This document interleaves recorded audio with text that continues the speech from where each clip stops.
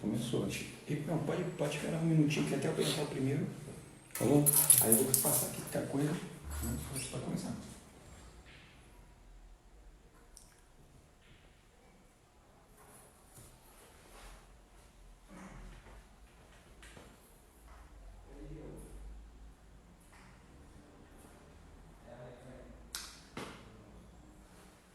Olá, bom dia.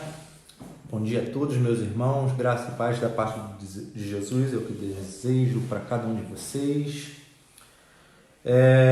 Antes da gente dar início aqui à nossa live, né, do nossa Escola Bíblica Discipuladora, novamente eu quero dar bom dia a todos que estão entrando aí na live, Jaqueline, Osimário, Monique, um abraço, saudade de todos. E antes da gente dar início à nossa lição, da nossa Escola Bíblica Discipuladora, quero trazer aí a memória de vocês sobre a questão do nossa celebração ao Senhor, hoje às 19h30, tá? Vai ser aqui no templo, mas quero deixar vocês bem tranquilos que a Primeira Igreja Batista está seguindo todas as normas estabelecidas pelas autoridades, tá bom? O culto é fechado e a ministração vai estar aí com o pastor Silas, hoje a partir das 19h30. Então, a igreja, como bem disse o nosso amado aí, domingo passado, a igreja não fecha, nós somos a igreja. A igreja ela foi multiplicada, em cada lar hoje é uma igreja, né? Então, como bem disse o Cláudio, né? A igreja não fecha, nós somos a igreja. Então, reúna sua família, divulgue nas suas páginas das redes sociais, convidem, reconvidem, que logo mais à noite, às 19h30, o Senhor tem uma palavra para ministrar na nossa vida. Então, todos nesse horário. Também quero pedir a vocês para que não se esqueçam de se inscrever nos nossos canais, nas redes sociais, Bibisa lá no YouTube e no Facebook, ok? Mais uma coisa também para deixar ciente vocês. Nesse momento que a igreja, o templo se encontra fechado, mas todas as nossas questões continuam. A igreja precisa continuar fazendo tudo aquilo que é inerente a ela. Então nós queremos deixar aí vocês cientes que de segunda a sexta-feira, durante o dia, a secretaria da igreja tá aberta aqui para atendimento, tá bom? Referente à questão dos dízimos e das ofertas. Então você pode vir até aqui, que você vai ser recebido, vai poder direcionar o seu dízimo e suas ofertas no gasofilácio, que depois, posteriormente, nossos irmãos responsáveis por isso vão estar dando direcionamento. Não posso ir, tenho alguma dificuldade.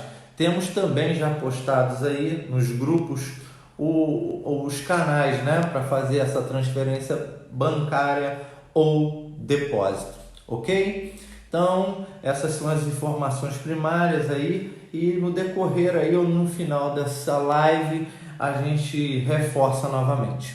Então, pessoal que está chegando aí, bom dia novamente a todos vocês.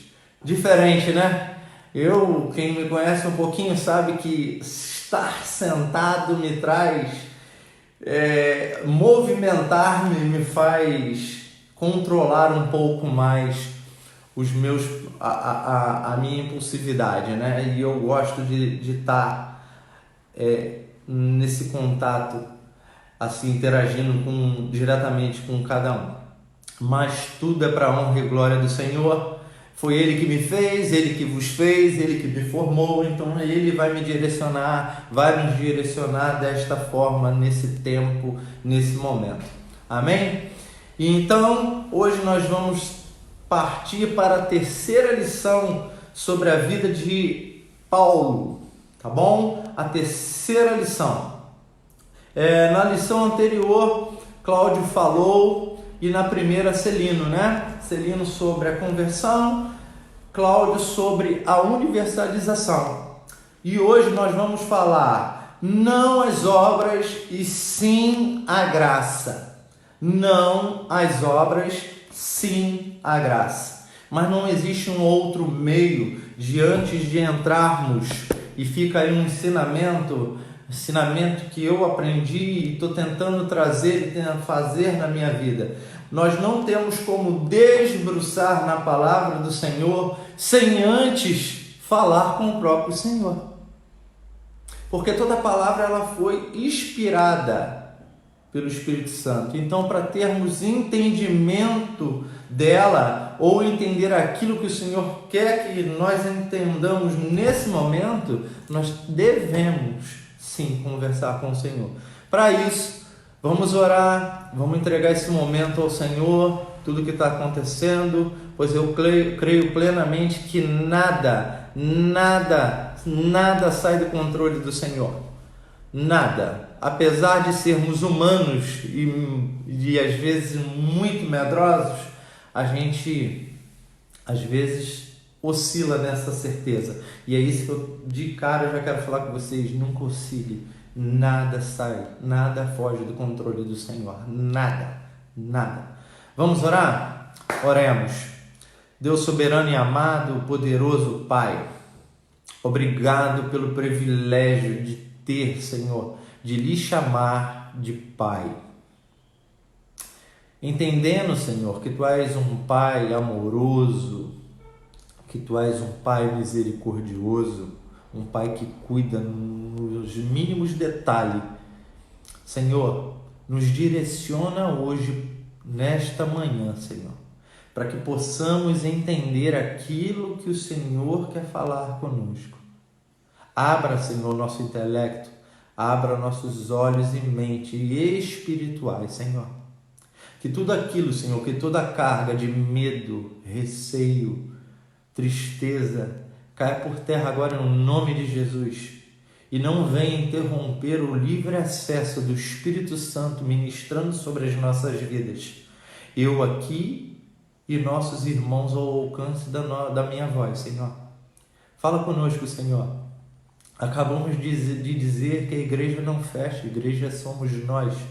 E o Espírito Santo do Senhor tem a liberdade, Senhor, para fluir aqui e aonde, Senhor, essa live estiver sendo assistida. Fala conosco, Senhor. Nada foge, Senhor, do Teu propósito. Tudo, Senhor, tudo está nas Tuas mãos.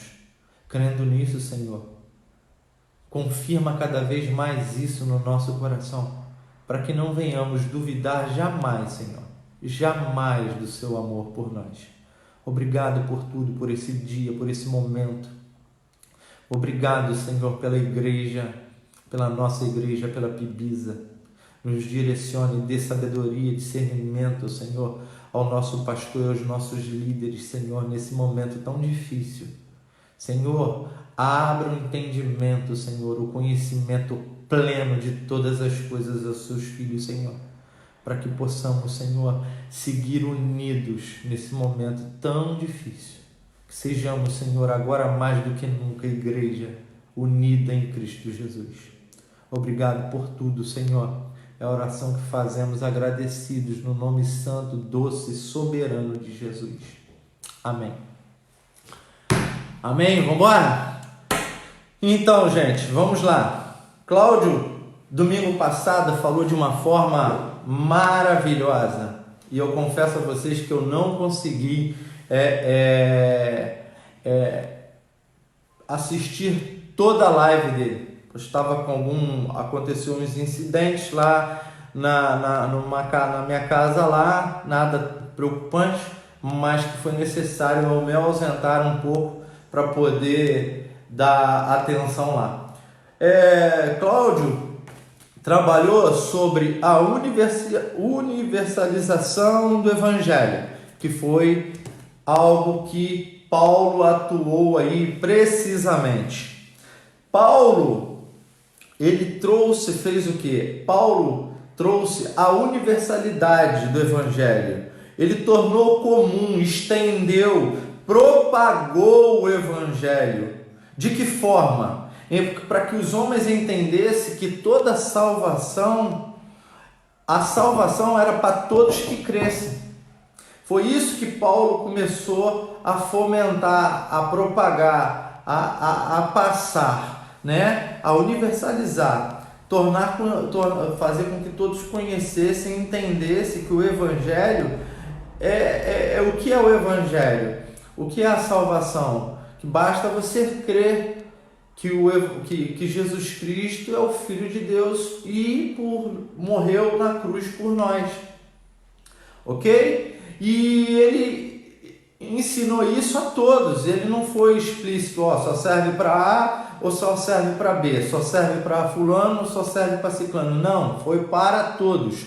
Homem, mulher, negro, branco, gentil, judeu, escravo, livre. Isso foi o que ele trouxe na universalização do Evangelho. Até aí, top, até aí, show de bola. Só que, como a gente acabou de entender, ele ampliou, houve-se uma ampliação do Evangelho.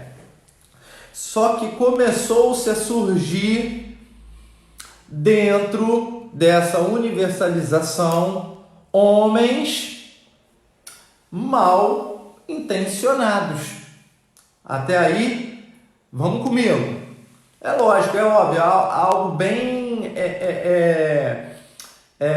que eu vou dizer assim, como que eu posso dizer? Eu entendo que é bem normal, né? Porque o Evangelho tomou uma proporção muito grande. E daí homens começaram a tentar entrar e mudar o conceito, a origem, o fundamento daquilo que Paulo tinha recebido do Senhor e tinha passado. Tá bom? Aí vamos lá agora. Vou pedir de vocês para que vocês fiquem com as suas Bíblias abertas. A gente vai trabalhar bastante aí nas cartas, Romanos, Gálatas, Efésios, Filipenses. Vamos deixar por aí já marcadinho, porque o nosso tempo é curto e o Senhor quer falar conosco. E nós precisamos ouvir a sua voz, porque é isso que tem que fomentar a minha e a sua vida. Ouvirmos e aprendermos do Senhor constantemente, entendendo que é a sua palavra que vai nos tornar perfeito ou perfeitamente habilitado para toda boa obra. Amém? Então, começaram a surgir pessoas que se levantaram contra Paulo. Aí, isso a gente já encontra. Abra a Bíblia de vocês em Gálatas 4, por favor, que já estou com a minha aqui, tá bom? Abra a Bíblia de vocês em Gálatas 4, 7.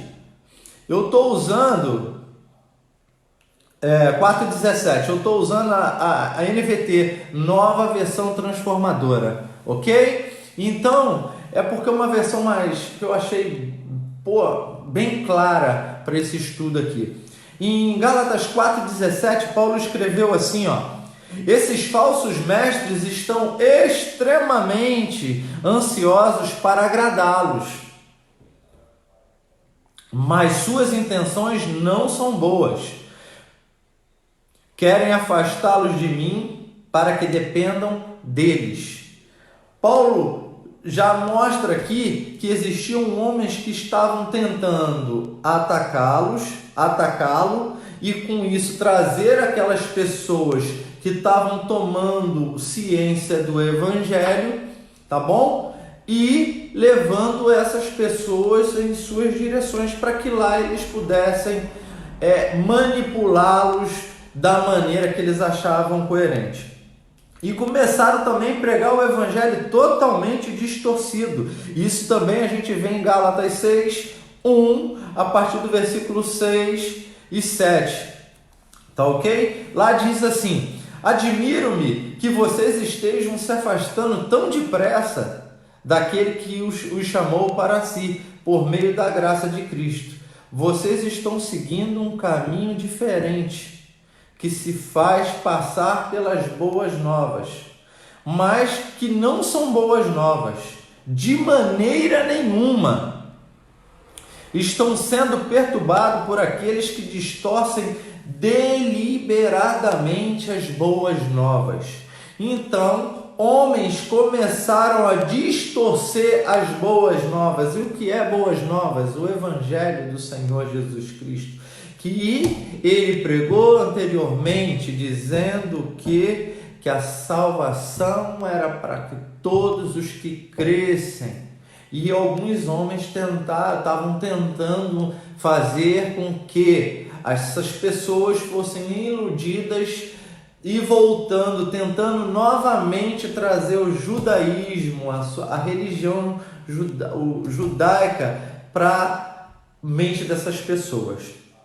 Ok? Então, dando continuidade, falsos mestres ensinavam os gentios que se tornavam cristãos que deviam seguir as tradições e praticar obras da lei. Gálatas 6, 12. Lá em Gálatas 6, 12, Paulo escreveu isso que eu acabei de dizer para você. Assim, ó, aqueles que procuram obrigá-los a se circuncidarem desejam causar boa impressão para outros, a fim de não serem perseguidos, por ensinar que somente a cruz de Cristo pode salvar. Gente, é aí que a gente vai começar a entender um pouquinho por que Paulo foi um homem tão usado pelo Senhor. Ok? Paulo, ele fez algo que me chamou a atenção nesse estudo, que me fez entender alguma coisa que eu preciso fazer. Paulo, ele quando recebeu do Senhor, quando ele teve um encontro com Jesus, ele faz valer o discipulado, vida na vida. Paulo, ele não foi lá, anunciou o Evangelho de Cristo Jesus e virou as costas, não. Ele estava atento. Nós precisamos estar atento. Nós precisamos estar atento a todos aqueles que a gente um dia já anunciou o Evangelho do Senhor. Nós precisamos estar atento a essas falsas doutrinas, esses falsos ensinos que tentam deturpar o Evangelho, a essência do Evangelho. Então, o nosso estudo de hoje, a gente vai falar sobre não as obras, e sim a graça. Essa é a terceira lição. Aí, para a gente poder trabalhar juntos aqui, para tentar ficar algo mais claro, eu fui buscar definições de obras. E olha o que tem, olha a definição que está no dicionário sobre obras. Obras significa conjunto das ações de alguém com vista a um resultado. Obras é um conjunto de ações minha buscando um resultado. Esse é o significado de obras. E no mesmo dicionário eu fui buscar o significado de graça. Graça, favor imerecido, concedido por Deus a nós, tornando-nos capazes de alcançar a salvação. Graça é minha ação, é minhas atitudes, obras é minhas ações com vista ao resultado. Graça é um favor imerecido, é algo que eu recebo de Deus, que me torna capaz de alcançar a salvação. Só que aí eu não sabia, e eu não sei se algum jurista aí, algum irmão aí que seja formado, que com certeza temos, no direito penal existe também um significado de graça. Lá no direito penal diz: é o ato pela qual a pena de um preso, de um condenado, é extinta ou perdoada. Conseguiram entender alguma coisinha no direito penal? Ó, é um ato pelo qual o Senhor, lá diz isso, um homem alto, dentro da área jurídica, ele dá ao preso, ao réu, ao condenado, a extinção ou o perdão. Aí por isso que eu estou brincando aqui com vocês. Deu para ligar? Linka aí. Condenado, quem era condenado? Quem é Senhor? Quem, mesmo sem nós merecermos, repletos de culpa, se usa de graça e vai lá e perdoa as nossas dívidas. Isso é graça na leitura do direito penal. Então eu quero que vocês lembrem bem disso. Obras é um conjunto de ações nossas para buscar um resultado. Graça é um favor imerecido, dado por Deus a nós. Tá ok? Nos tornando capazes de alcançar a salvação. Aí, quero que vocês também tenham em mente a palavra lei. Fui pesquisar lei. A lei que esses homens que tentavam deturpar o evangelho, criando várias barreiras para isso, essa lei é o Torá. E eu não sabia, e eu vou repassar para vocês também isso, não sei se vocês sabiam.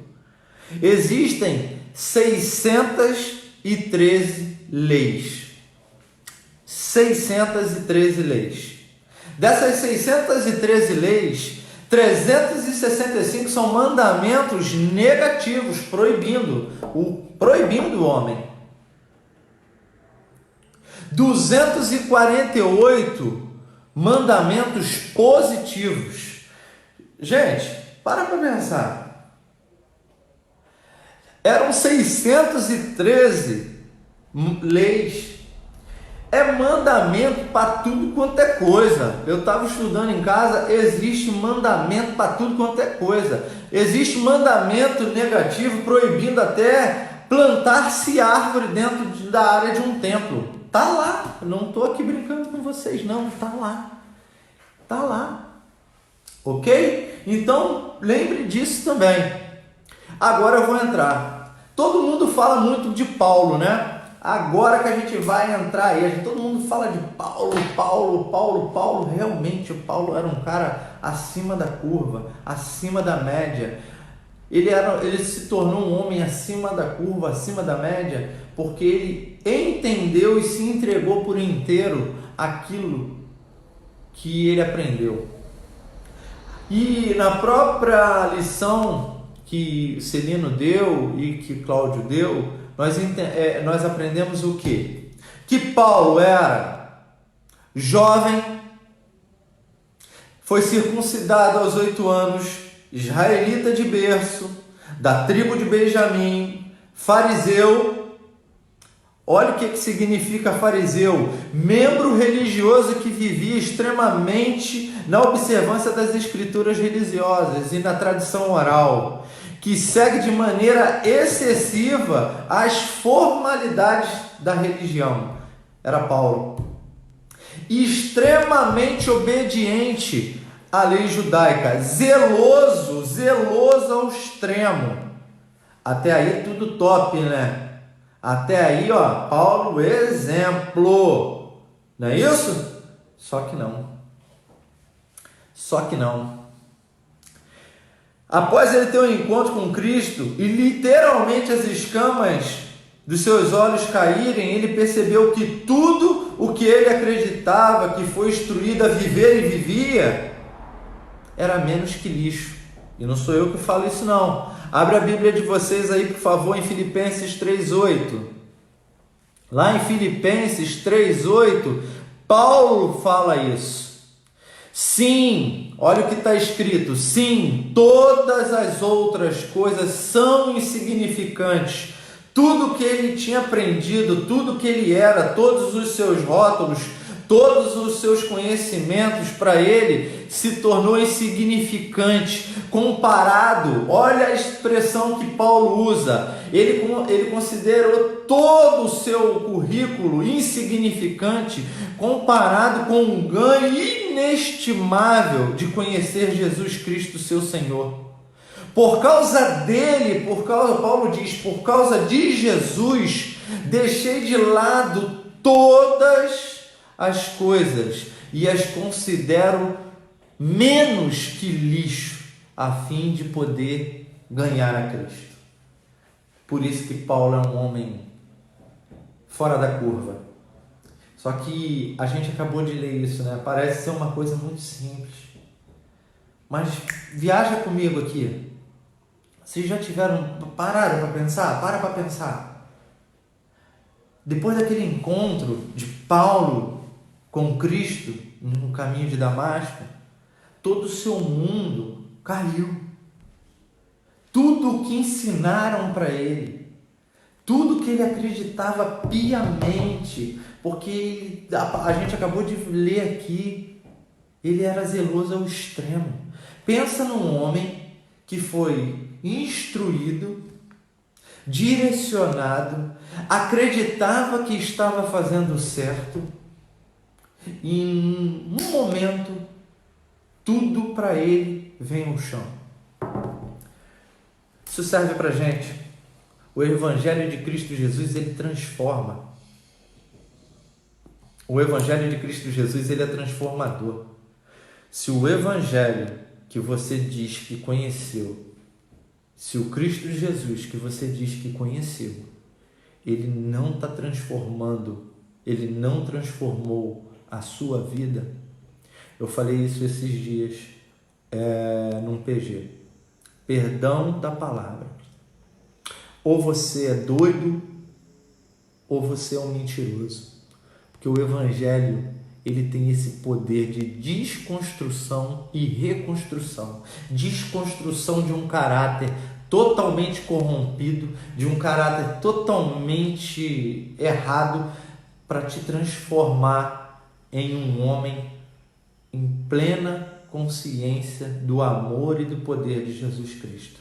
O Evangelho tem que fazer isso na sua vida, tem que fazer isso na minha. Se não estiver fazendo, a gente tem que voltar. Volta lá no seu caminho de Damasco, aonde você disse, aonde eu disse que tivemos um encontro com Jesus, e procura ver se realmente foi um encontro real e verdadeiro com Cristo. Que Evangelho tem que transformar vida, Evangelho tem que transformar caráter, Evangelho tem que quebrar tudo aquilo que você achava certo até o momento de você ter tido o encontro com Jesus. Até aquele momento, tudo bem, você poderia ser um homem top. A partir daquele momento, você tem que entender que a nossa vida é transformada pelo poder do Evangelho. E é por isso que a gente está aqui hoje estudando. É por isso que a gente está aqui hoje, porque Jesus precisa, Ele quer falar isso com a gente precisa sair dessa vida religiosa que a gente vive, desses preceitos e conceitos formatadinhos religiosos. Paulo realmente ele teve um encontro com Cristo naquele momento, e é por isso que ele escreveu: considero todas as coisas como lixo, só pelo prazer, pelo ganho inestimável de ter conhecido Jesus. E na continuidade, Paulo entendeu que nada valia, nada, foi um tempo de busca totalmente inadequado na vida dele, totalmente, tipo assim, caraca, tudo isso que eu vivi é lixo. Gente, não são nossos rótulos, não é a nossa parede repleta de diploma, não é o valor que nós temos na nossa conta bancária, não é os 30 anos que eu tenho dentro de uma igreja ou num evangelho, nada, isso tudo é lixo, isso tudo é lixo. Por isso que Paulo, é um homem acima da curva. Mas só existe Paulo? Isso só servia para Paulo? Não, isso serve para nós. Porque o mesmo Senhor que teve encontro com Paulo no caminho de Damasco, Ele é o mesmo Senhor ontem, Ele é o mesmo Senhor hoje, e Ele é o mesmo Senhor para toda a eternidade. Isso é algo que depende de nós,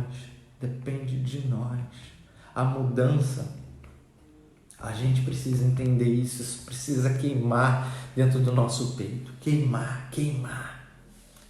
Paulo entendeu que a busca dele era totalmente inadequada.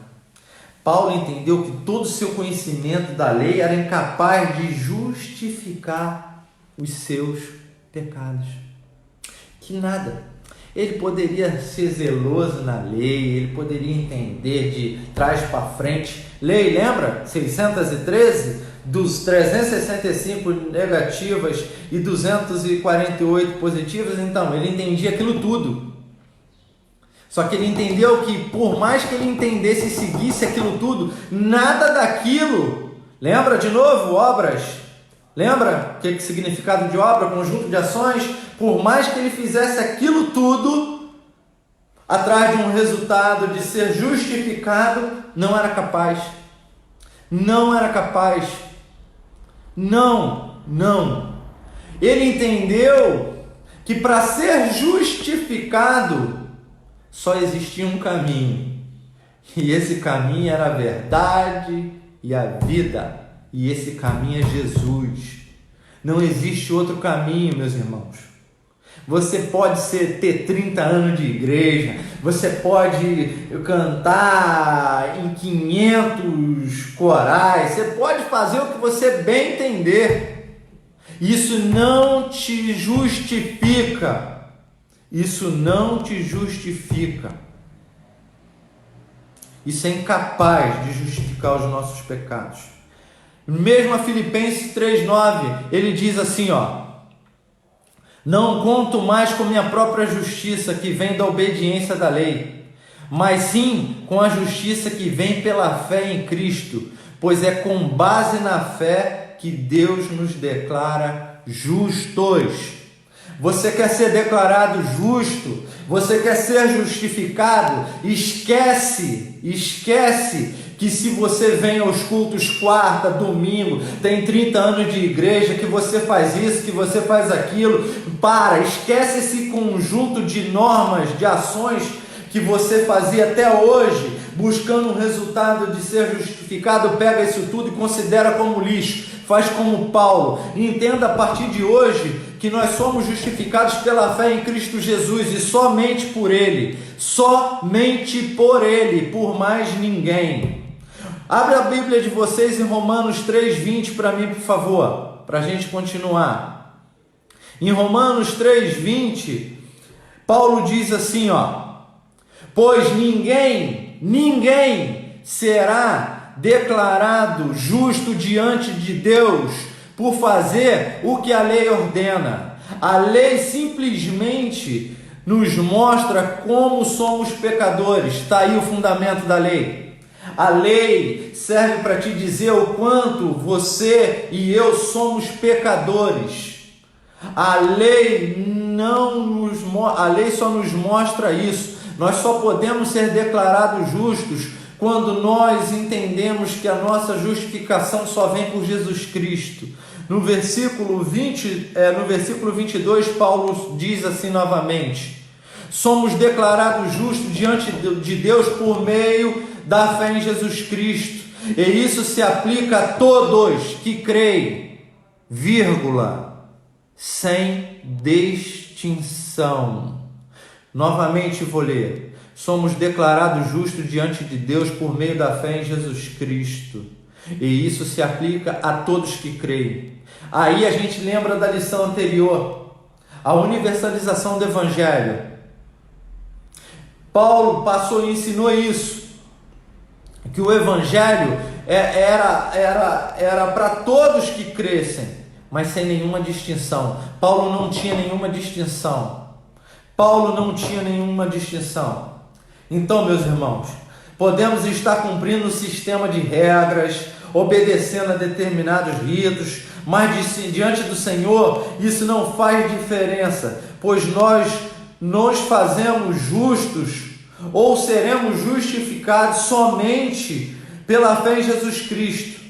Somente pela fé em Cristo Jesus que nós podemos ter nossos pecados justificados, pois a plena de que nós seremos justificados somente em Jesus Cristo nos dá acesso à graça. Nos dá acesso à graça. Gálatas 2:16, Paulo escreve assim: e no entanto, sabemos que uma pessoa é declarada justa diante de Deus pela fé em Jesus Cristo, e não pela obediência da lei. E cremos em Cristo para que fôssemos declarados justos pela fé em Cristo, e não porque obedecemos a lei. Pois ninguém é declarado justo diante de Deus pela obediência da lei. Isso é Paulo escrevendo. Isso é Paulo dizendo assim, ó: eu era um camarada que fazia tudo certinho. Era, um cara que obedecia a lei ao extremo. Só que após o encontro dele com Cristo, ele entendeu que isso não justifica ele. Somente pela fé em Cristo Jesus. Só o Senhor Jesus pode justificar o meu e os seus pecados. Mais ninguém. Mais ninguém. Não existe outro. Foi por isso que ele escreveu em João 14,6: Eu sou o caminho para que vocês sejam justificados. Eu sou a verdade que liberta. Eu sou a vida. Porque até então vocês estão mortos num monte de lei, num monte de religiosidade, mas eu sou o caminho, eu sou a verdade, eu sou a vida. Bom, esse é um primeiro ponto. Dando continuidade, a religião legalista que Paulo seguia pregava o que a pessoa devia fazer e seguir para ser salva. O Evangelho de Jesus nos ensina que ele já fez.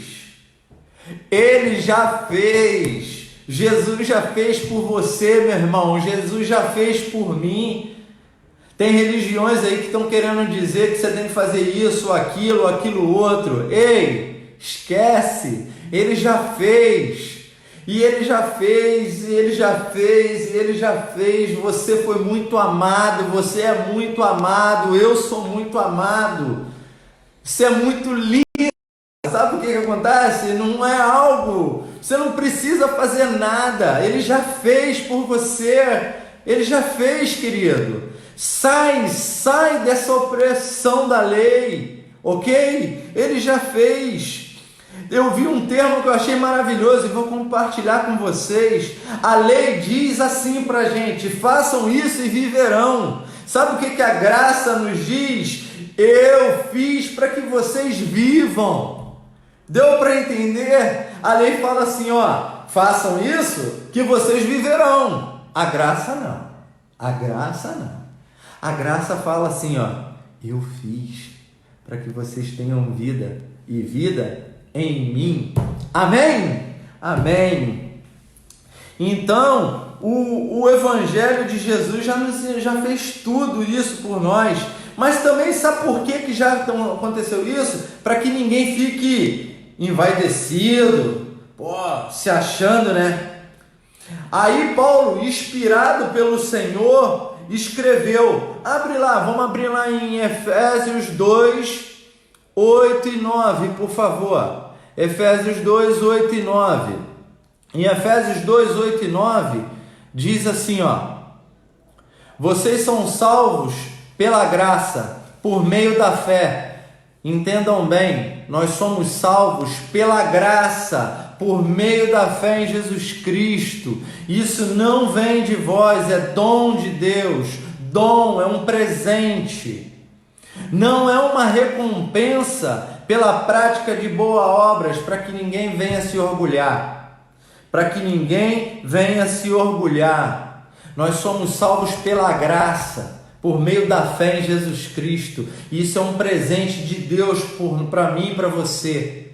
E não vem por boas obras não, para que ninguém venha se orgulhar, porque senão é muito fácil. Aí a pessoa vai falar, não, eu faço isso, eu faço aquilo outro, eu faço aquilo outro. E aí? E aí? Paulo vem nos ensinar isso, inspirado pelo Senhor. Nós somos salvos pela graça, é dom imerecido, favor imerecido. Dando continuidade, Cristo veio para nos trazer à luz isso aí. Deus não nos aceita pelo que nós fizemos, mas pelo que Ele, Cristo Jesus, fez na cruz por nós. Tão somente em Gálatas 2, novamente voltamos a Gálatas 2, 19 e 21, diz assim, pois quando procurei viver por meio da lei, Paulo escrevendo, olha, quando eu procurei viver por meio da lei, ele me condenou, portanto morri para a lei, a fim de viver para Deus. Fui crucificado com Cristo, assim já não sou eu que vive, mas Cristo vive em mim. Portanto, vivo neste corpo terreno pela fé no Filho de Deus, que me amou e se entregou por mim. No 21, não considero a graça de Deus algo sem sentido, pois se a obediência à lei nos tornasse justos diante de Deus, não haveria necessidade alguma de Cristo morrer. Entendeu, meus irmãos? Se ser só obediente a vários ritos, a várias coisas aí, várias leis, nos tornasse justos diante de Deus, Paulo diz, qual seria a necessidade de Cristo morrer? Ok? Em Romanos 3, para a gente já partir para encerrar, em Romanos 3, 24, Paulo também escreve assim, mas ele, em sua graça, nos declara justos. Mas ele, por sua graça, nos declara justos por meio de Cristo Jesus, que nos resgatou do castigo dos nossos pecados. Na caminhada de Paulo, meus irmãos, em todo o seu contexto, ficou bem claro, né? Ficou bem claro que Paulo era um homem que tinha uma tonelada de fé. Eu li algo na revista que também me chamou muita atenção. Não adianta você ter uma tonelada de fé se você não tiver uma grama de graça. E Paulo tinha uma tonelada de fé. Paulo tinha uma tonelada de fé. Ele tinha uma tonelada de fé nas leis e no sistema que ele seguia. Porém, ele entendeu que somente a fé dele nessas leis era pouco, era muito pouco, ou melhor, era inútil. O homem em determinadas religiões tem a tendência de querer se vangloriar, né? Por isso que o Senhor nos ensinou, a salvação é pela graça, por meio da fé, é dom de Deus, é um favor imerecido. É um favor imerecido. Porque o homem, ele é propenso ao erro. Quando o homem, Paulo entendeu isso. O encontro real de Paulo com Cristo fez com que ele entendesse isso. Tem muitas religiões por aí dizendo que o homem tem muita fé, cheio de fé, cheio de fé, cheio de fé. Isso foca o homem. Isso traz foco para o homem. Só que Jesus, ele é tremendo, irmãos. Jesus é tremendo. A graça nos ensina outra coisa. A graça nos humilha. A graça nos ensina que não é pelo que a gente fez, não é pelo que a gente faz, não é pelo mal que você cometeu, não é pelo ato bom que eu cometi. O amor de Deus, ele é incondicional. E a graça, a graça coloca o foco em Cristo. Isso é a graça. Isso é a graça. E a gente precisa aprender isso, que é pela graça. É pela graça. É pela graça que está tendo essa live. É pela graça que a gente não é consumido todos os dias. É pela graça que lares são restituídos. É pela graça. É pela graça. Só pela graça. A lei não te salva. A lei não me salva. Não. Não. É Cristo Jesus que te salva. É a plena confiança nele. Não é as suas obras, que não tem nada de bom em mim ou em você. Nada. Nada. A maior necessidade da salvação foi o perdão. Por isso Deus nos enviou o Salvador. Philip Yancey escreveu isso no livro Maravilhosa Graça. A graça de Cristo faz com que não tenhamos a mesma vida de ignorância e pecado, mas promove em nós uma mudança de pensamento e atitudes. Foi o que aconteceu com Paulo. E essa mudança de atitude e pensamento é de dentro para fora. A gente tem que parar de querer ser um cristão de casca, parecer bonitinho, andando com Bíblia debaixo do braço, seguindo todos os preceitos da lei, achando que isso vai nos condicionar a alguma coisa, e não vai. Não vai. Não vai te condicionar a nada, ele não vai te fazer melhor em aspecto diante do teu Senhor e do meu Senhor. Nós somos justificados pela fé em Jesus Cristo, e é pela graça que somos salvos, tão somente pela graça, tão somente pela graça. Para a gente encerrar, encerrar, eu quero trazer para vocês um apanhado sobre graça que eu li, bem rápido. Eu quero que vocês imaginem quem é pai, quem é mãe, quem ama muito, imagine isso. É uma história bem rápida. Um pai e uma filha saíram para caminhar, e o pai e essa filha brincavam num parque. Em um determinado momento, o pai saiu para comprar um sorvete. Quando voltou, a sua filha tinha desaparecido, e ele ficou desesperado, procurou naquele parque seu filho, a sua filha, e não achava.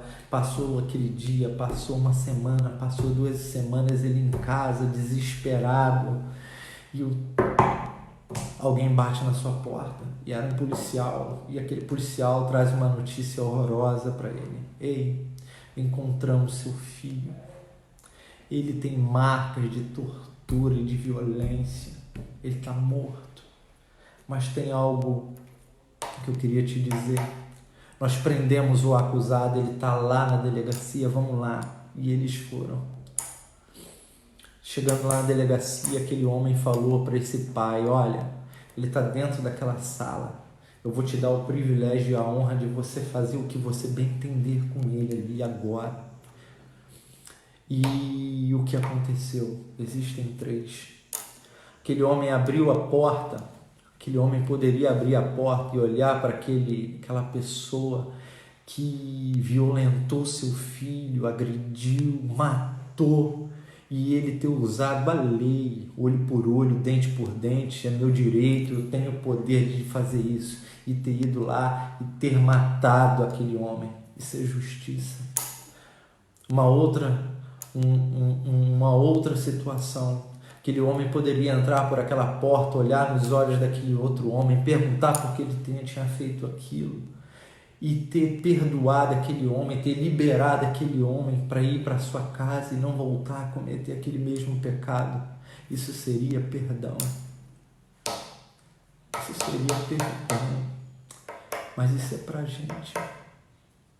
E existe a terceira opção. É aquele homem entrar dentro daquela sala, olhar para os olhos daquele outro homem que matou seu filho, que violentou, abraçá-lo, amá-lo e falar para ele: eu te perdoo, eu te convido, vem morar dentro da minha casa, Vem morar no quarto do meu filho. Vem viver na casa onde meu filho que você matou viveu. Isso é graça, é isso que Jesus fez por você, é isso que Deus fez por você e por mim. Nós só fizemos o mal, mas mesmo assim, por nos amar, Ele nos perdoa. Ele nos dá a graça de poder morar com Ele, viver com Ele, ter uma vida com Ele. Isso é graça, isso é graça. E para encerrar agora sim, eu quero deixar para vocês uma frase. A graça é de graça, mas custa caro. A graça é de graça, mas custa caro. A graça é de graça, sim. Você não precisa pagar. Não tem nada que você faça para merecê-la. Porque Ele já te deu, Ele já me deu, é favor imerecido. Mas ela custa caro. Ela custou caro para Deus e seu Filho naquela cruz. Ela custou caro para Jesus sofrer o que Ele sofreu naquela cruz por você e por mim. Ela custou caro para Paulo porque ele foi um homem totalmente incompreendido, perseguido por uns, atacado por outros. A graça tem que custar caro para você e para mim. Custa caro os nossos desejos, custa caro as nossas certezas, as nossas convicções. Tem que custar caro. A palavra do Senhor diz: aquele que quiser vir após mim, negue-se a si mesmo, tome a sua cruz e siga-me todos os dias. Então tem que custar caro, meu irmão. A graça é tudo sobre a nossa vida. Nós só não somos consumidos por ela, mas ela custou caro para Deus, ela custou caro para Jesus e ela tem que custar caro para você. Ela tem que custar caro para mim. A gente não pode continuar levando uma vida de faz de conta, uma vida de fariseu, uma vida de homens extremamente zelosos ao ponto de vista de outros homens. A graça é de graça e ela custa caro, ela precisa te mudar e ela precisa me mudar. Que Deus abençoe sua vida, que Deus nos abençoe, que possamos entender que não são nossas obras, mas é a graça redentora e salvadora de Jesus Cristo. E não há outro caminho que não seja Jesus. Que Deus abençoe grandemente a sua vida. Que Deus abençoe grandemente as nossas vidas. E mais uma vez, eu quero trazer a lembrança de vocês. Logo mais às 19h30, culto de celebração ao Senhor. Convide, chame, discipulado, vida na vida. Que Deus abençoe grandemente vocês.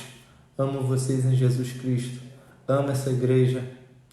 Amo o que o Senhor fez na minha vida através dessa igreja. Que Deus abençoe poderosamente a cada um de vocês. Amo vocês e que o Espírito Santo possa ministrar no coração de vocês aquilo que eu, na minha humilde, no meu pouco entendimento, não pude. Que Deus abençoe grandemente, em nome do Senhor Jesus. Amém. Deus abençoe.